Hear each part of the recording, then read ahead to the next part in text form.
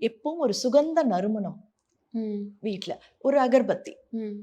ஏத்தி வச்சா, அப்ப நீங்களே அந்த ஃபீல் பண்ணுவீங்க. ம். இப்ப நானே வீட்ல இருக்கும்போது, "என்ன ஒரு 2 அகர்பத்தி ஏத்துங்க" அப்டின்னா, "அப்பாடி! நல்லா ஃபீல் ஆவுது" அப்டின்றது இல்லையா? ஸோ இது அடுத்தது.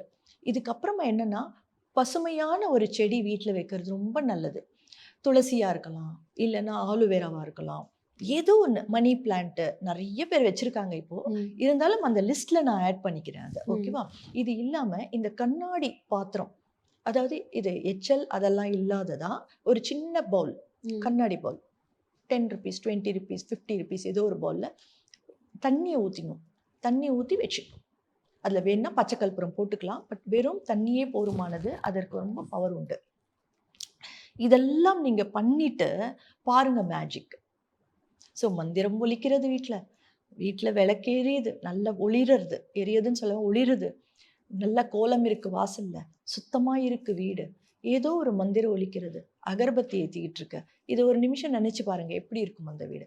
எவ்ளோ பெருசு வீடுங்கிறது பெருசில்ல. நம்ம எப்படி வச்சுக்கிறோம் அப்படிங்கிறதுல. இதெல்லாம் வந்து பாசிட்டிவ் வைப்ஸ்க்கு ரொம்ப உபயோகமா இருக்கும்.